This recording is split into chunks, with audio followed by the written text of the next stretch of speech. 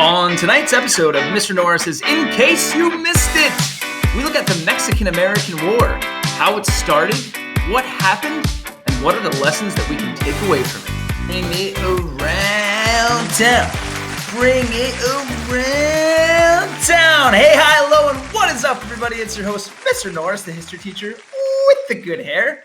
And today we're going to be talking about the Mexican-American War, a seminal moment in Manifest Destiny. We're going to go over how it started, what took place, what were some of the lessons and takeaways from the war. All right, let's get into it. So as you know, the Mexican-American War, or you may not know, takes place roughly between 1846 and 1848, and it is deeply within the era of Manifest Destiny, and our 11th president, James K. Polk, is at the helm, Mr. Manifest Destiny himself.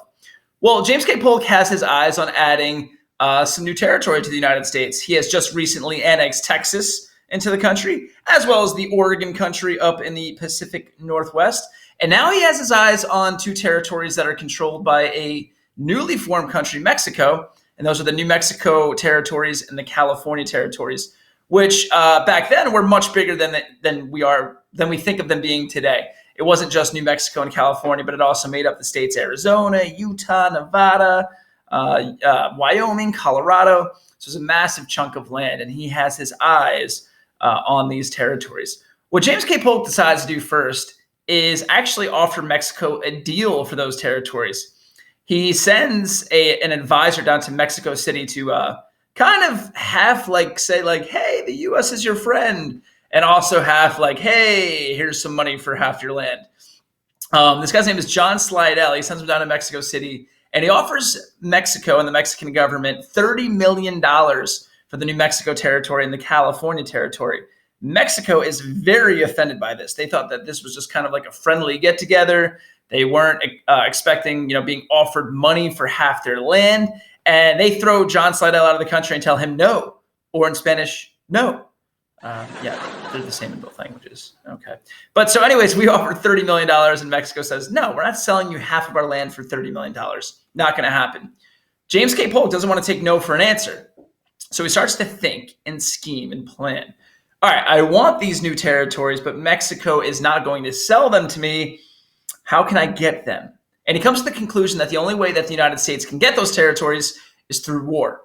However, he needs to make sure that Mexico strikes first in this war that he's going to try to set up. If the United States strikes first, that's going to make us look pretty bad, on the global theater. Congress probably won't approve of this, and they probably won't officially declare war. He needs Mexico to strike first. So how's he going to do this?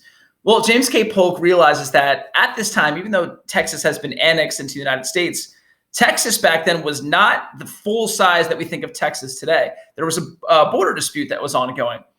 The Mexicans consider the border between Texas and Mexico the Nueces River, which you'll see on this little map right here. While the United States considered the border the Rio Grande, or Big River in Spanish. I kid you not, that's what Rio Grande means.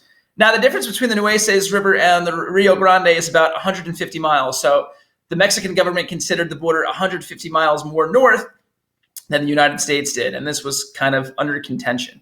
Well, James K. Polk, he's plotting, he's scheming, and he goes, aha, I've got it. We're going to draw Mexico into a fight by telling our military to travel across the Nueces River, go set up a fort by the Rio Grande River, which we consider our land. And he knows exactly what the Mexican reaction to this is going to be. Mexico is going to think that the United States is invading or planning some kind of invasion. They're going to defend themselves. They'll strike first. And now James K. Polk can go run to Congress and he'll have his war. And that's exactly what happens. He puts Zachary Taylor in charge of U.S. forces in the South. Old Rough and Ready Zachary Taylor. That was actually his nickname, mostly because he was usually covered in mud and I assume didn't smell great. We're not going to judge him on that, though. Zachary Taylor and his forces travel across the Nueces River down to the Rio Grande, set up a fort, and wouldn't you know, the Mexican army thinks that they're invading, fires on them. Now James K. Polk runs to Congress and he's like, whoa, the Mexicans fired at innocent Americans on American soil and spread American blood. Won't anyone think of the children? And Congress agrees to declare war. Now, does he know exactly what he's doing? And does he know that he kind of schemed and prodded and he almost bullied Mexico into a war? Yes. Does he care? No. Now he's got his opportunity. Now he's got his war. All right. As far as the war goes, it goes pretty much as you would think for the United States, kind of easily. New Mexico territory is taken very quickly, pretty much without even firing a shot. California, there's some struggles, but again, pretty quickly taken over. Forces in California are led by a man named Stephen Kearny. And for 25 days, they become their own independent republic called the Bear Flag Republic. You may have seen the flag of California before. And yes, it's a cool design to put on a t-shirt so that people can be like, yeah, I've been to California before. I'm down with the West Coast lifestyle. But they call themselves the Bear Flag Republic because there's lots of bears in California, I guess. And there's a symbol of their uprising. I don't know. Whatever. They become the Bear Flag Republic. So New Mexico and California win their freedom pretty early on in the war, and it looks like they're going to get annexed.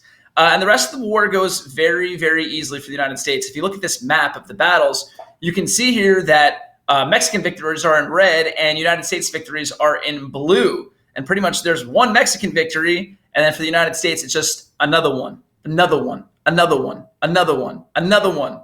It's my best DJ Khaled impression there, which is not very good. Anyways. But yeah, it's basically a lopsided fight. The United States is way stronger, way more prepared. Mexico at this point had only been a country for roughly a little over 20 years. You know, they're new kids on the block. And so they're just not ready for this war against the United States. Some noteworthy things that take place during the war. The Battle of Veracruz becomes the first amphibious landing or amphibious battle that the United States ever participates in. What is that, you ask? Does that mean that we were fighting frog people? No. It means that the United States landed on the shores of Veracruz with ships and kind of stormed beaches and attacked Mexican forces. And amphibious landing is when you go from sea to land to fight. Think D-Day, World War II, amphibious landing. First one takes place in Veracruz.